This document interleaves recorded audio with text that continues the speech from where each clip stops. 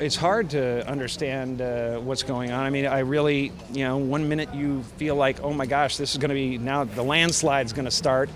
And then there'll be some other weaselly little, sidestep they do. Or you can make a bad decision about a candidate. It's not who you are.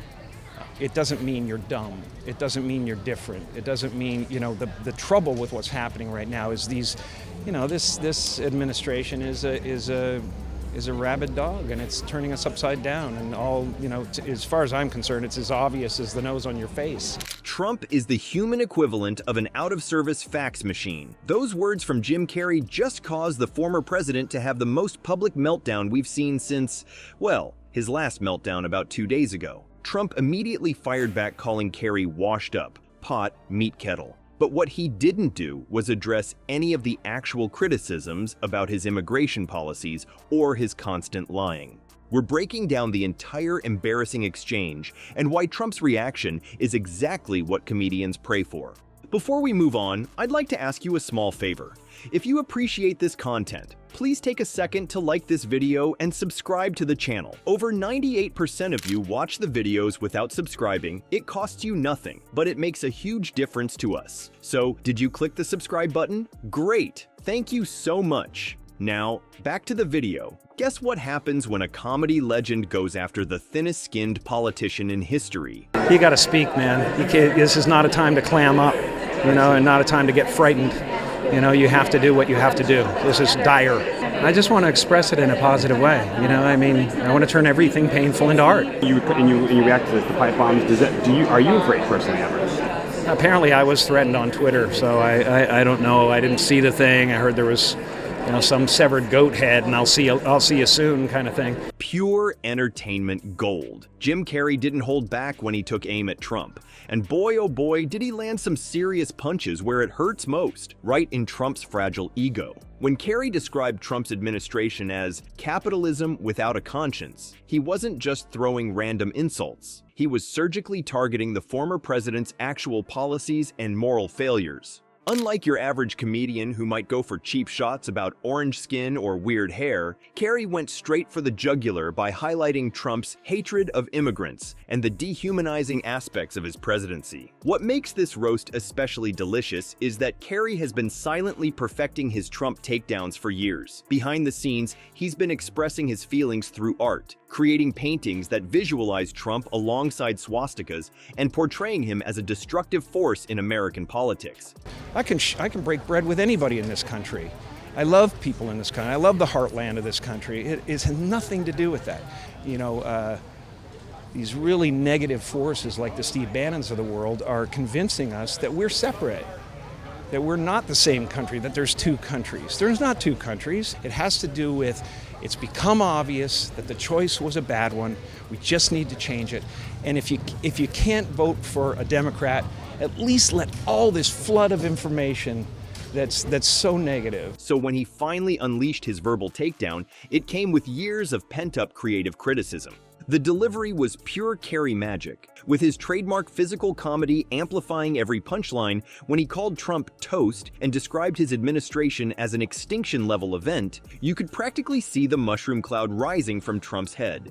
Each barb was precisely targeted to hit a real vulnerability in Trump's ego, making the comedy cut deeper than your average late-night joke. And oh, did people eat it up. Within minutes, clips were spreading faster than a Trump conspiracy theory at a MAGA rally.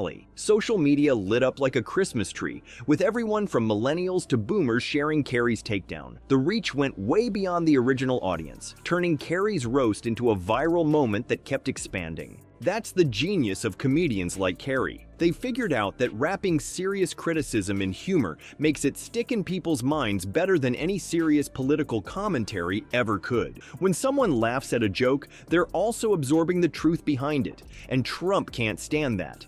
Makes me feel good. When you were a kid, would you draw caricatures of your friends, etc.? I did. I drew pictures of my teacher. Oh, really? And I don't have any of those with me. She actually stole. Wow, look at this! I can do anything with it. Not working.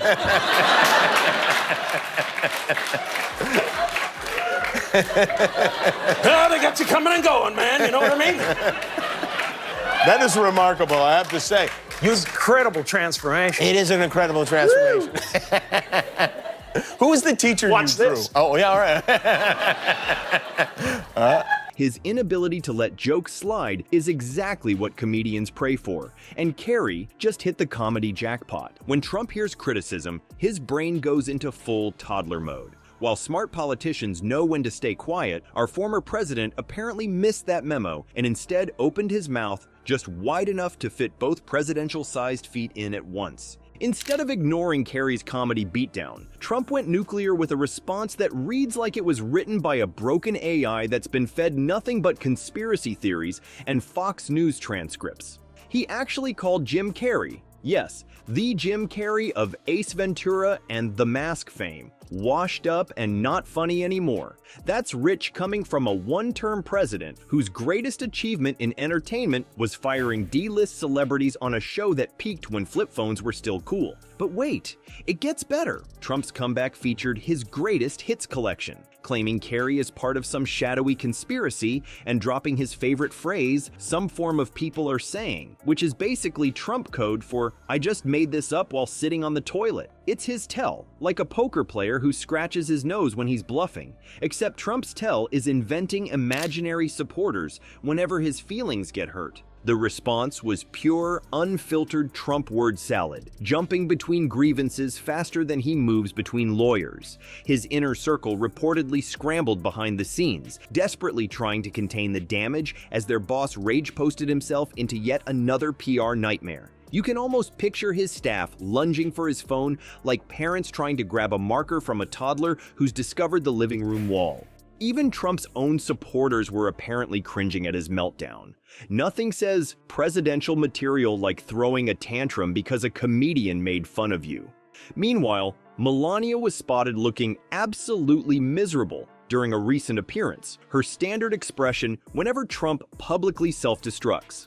Can you really blame her? Imagine having to stand there stone-faced while your husband picks a fight with a guy who once talked through his butt cheeks in a movie. And so the comedic showdown wraps up with a clear winner. And spoiler alert, it's not the guy with the weird hair. When comedians and politicians clash, the aftermath is pretty predictable, especially when that politician has skin thinner than Trump's infamous comb-over. Comedy experts have noted that thin-skinned politicians like Trump are perfect punchlines waiting to happen. Their angry reactions just amplify the original joke, creating an endless cycle of material. It's basically a comedian's dream scenario. The real genius in this whole fiasco? Carrey gets to walk away looking cool while Trump does exactly what everyone expected. Throw a tantrum like a toddler who dropped his ice cream. And the best part is, Trump still doesn't get that his meltdowns are exactly what comedians are fishing for. He takes the bait every single time and somehow still thinks he's winning. Now that's the real punchline.